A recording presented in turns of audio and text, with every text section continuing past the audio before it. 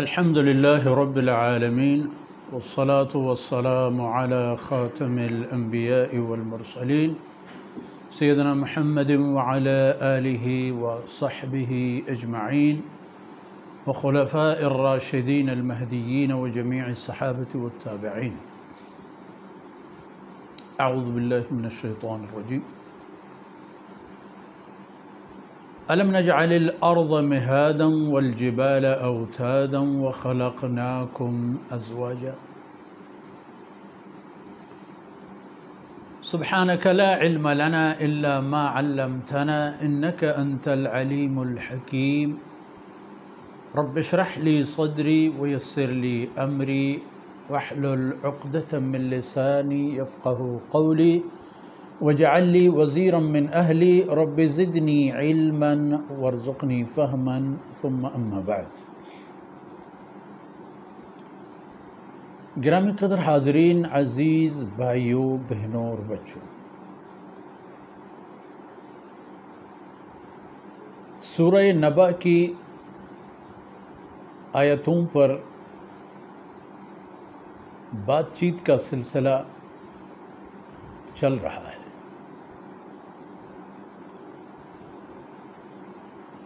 اب اختلاف تو ان لوگوں کے آپس میں کچھ حقیقی معنوں پر بھی تھا اور طنزیہ طور پر بھی ایک دوسرے سے کہتے تھے کبھی ایسا ہو، کبھی ایسا ہو سکتا ہے، کبھی یہ ہے، کبھی وہ ہے، اسی طرح کی. لیکن ان کو وارننگ دے دی گئی کہ اللہ کبھی ایسا نہیں ہوگا جس طرح تم لوگ سوچ رہے ہو. جو ہوگا وہ یہ ہوگا کہ سیعلمون، دیر نہیں گزرے گی، ان قریب جان پاؤ گے سب کچھ. اور جملہ کو 2 بار دہرایا گیا تاکید کے لیے. ہاں، یہ ہو کر رہنا ہے اور سمجھ جاؤ گے. اس وقت جب سمجھنے نہ سمجھنے دونوں صورتوں میں فائدہ حاصل نہیں ہوگا. اب اس بات سے کہ ان لوگوں کے آپس میں رسول اللہ صلی اللہ علیہ وسلم کی صداقت پر اختلاف تھے یا قیامت پر اختلاف تھے، ظاہر دونوں پر ان کا رائے یکساں نہیں تھا. وہ آن حضرت صلی اللہ علیہ وسلم کو اللہ کا رسول نہیں مان رہے تھے، باوجود اس کے کہ 40 سالہ پاکیزہ زندگی ان کے سامنے تھا.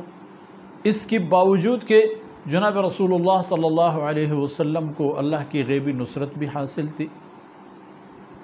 اس کے باوجود کہ آن حضرت صلی اللہ علیہ وسلم کی فرمودات ان کی دل و دماغ میں بیٹھ جاتے تھے، پھر بھی نہیں مان رہے تھے. ان کو وارننگ مل گئی کہ دیکھو، جان پاؤ گے، جان جاؤ گے، پتہ چل جائے گا کہ جو کرنا چاہیے تھا وہ کر گئے ہو یا نہیں، جو نہیں کرنا چاہیے تھا وہ نہیں کر گئے ہو یا نہیں. ان باتوں سے قطع نظر واقعیت امر کو دیکھو، حقیقت حال کو دیکھو اور پھر فیصلہ کرو کہ تمہاری اس میں حیثیت کیا ہے. دور نہ جاؤ، جو ہو، جہاں ہو، جس حالت میں ہو، اسی حالت کو بانپ لو، اسی حالت کو دیکھ لو، سمجھ لو، پھر پتہ چل جائے گا کہ کتنے پانی میں ہو. الم نجعل الارض مہادا، پوری لڑائی زمین کے لیے ہے. زمین کا مالک ہونا ہر ایک کی آرزو ہے. جتنی بھی زیادہ ملکیت آ جائے ہاتھ میں وہ ہر ایک کا تمنا اور ہر ایک کی کوشش بھی ہے. یہی زمین، اس کے بارے میں سوچا؟ الم نجعل الارض مہادا، نہیں دیکھ پا رہے ہو کہ ہم نے اس زمین کو ہموار اور بچھونا بنایا ہے، ایک فرش بنایا ہے، ایک ایسا فرش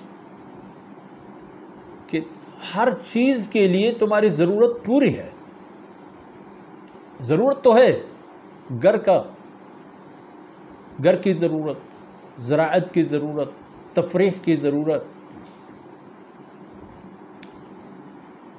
نماز پڑھنے کی ضرورت، مشکلات کے لیے ضرورت، سب ضرورتوں کو پوری کرنے والی زمین اللہ رب العزت نے آپ لوگوں کے لیے بچھایا ہے۔ اس پر راستے ہیں چلنے کے لیے، اس پر آپ سو بھی سکتے ہیں، اس پر آپ جاگ بھی سکتے ہیں، اس پر آپ دوڑ بھی سکتے ہیں، اس پر آپ آہستہ بھی چل سکتے ہیں۔ زمین کو دیکھ لو اور اس کی اجزاء ترکیبی کے بارے میں بھی سوچ لو۔ اللہ رب العزت نے تو صرف اتنی اشارہ فرما دی کہ الم نجعل الارض مہادا،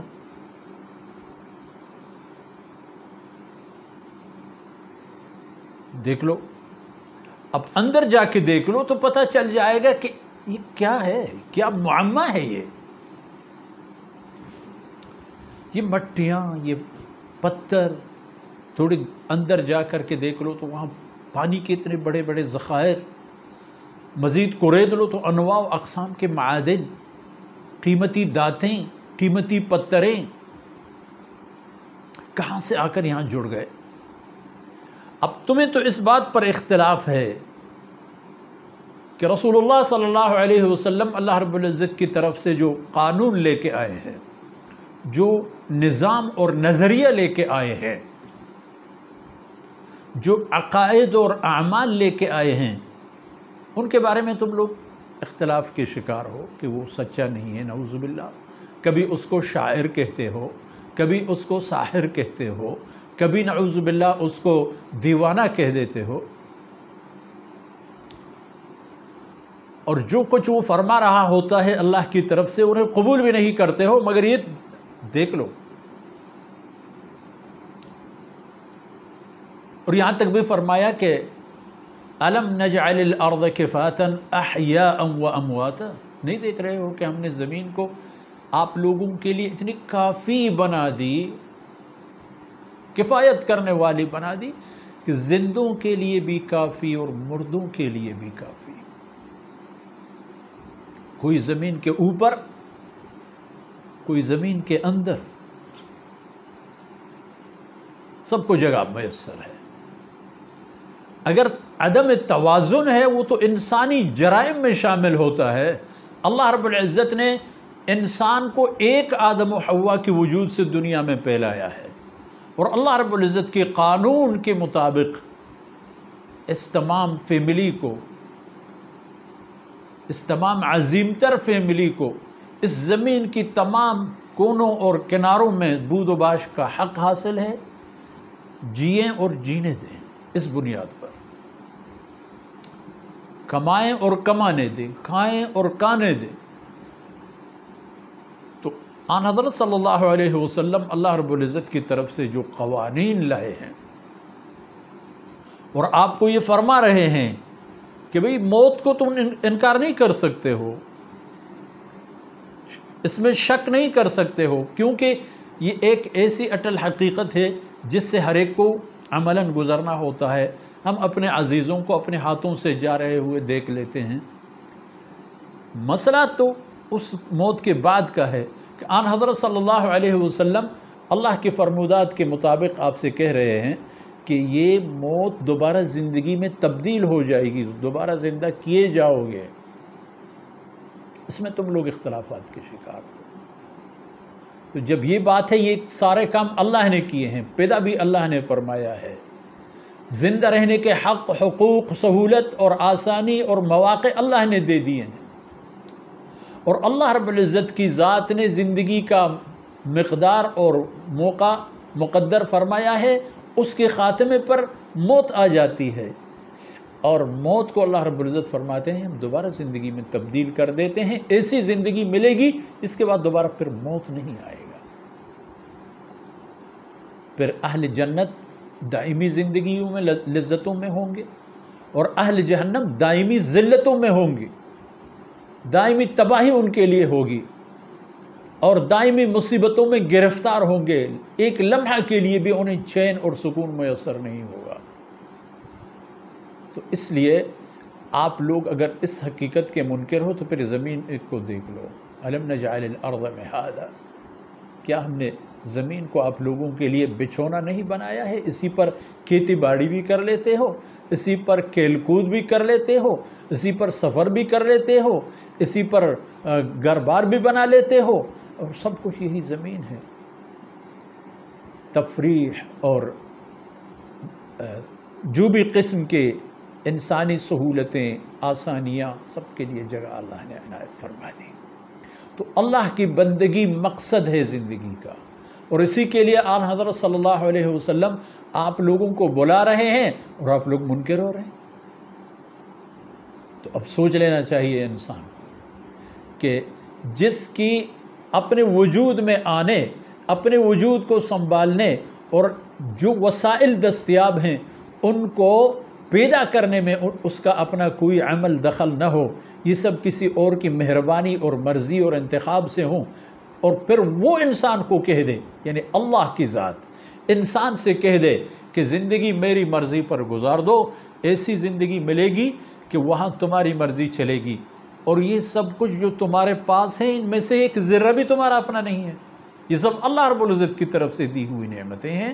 اللہ کی نعمتوں کو اللہ کے رضا میں استعمال کرو اور اللہ کی دائمی اور ابدی رضا حاصل کرو، اور دائمی عیش و عشرتوں کے لیے اپنے لیے میدان بنا لو، اور وہ میدان جنت ہے جو موت کے بعد آ جاتی ہے، اسی قیامت کے دن آ جاتی ہے، جس کے بارے میں تم لوگ آپس میں ایک دوسرے سے کبھی سنجیدہ اختلافات کے شکار ہوتے ہیں اور کبھی مذاقاً اور طنز کے طور پر بھی. تو علی کل حال حقیقت ہے، وہی ہو کر رہے گا جو اللہ کی مرضی اور منشا ہے. آج ہماری فرصت یہاں ختم ہو گئی، وقت تمام ہو گیا. اگلے نشستوں میں اللہ کی مشیت سے انشاءاللہ یہ باتیں مزید آگے بڑھیں گی. اللہ رب العزت ان چھوٹی موٹی باتوں کو، ان حرکات و سکنات کو آپ کے اور ہماری طرف سے قبول فرمائے اور ہمیں دنیا و آخرت کے خوش نصیبوں میں شامل فرمائے.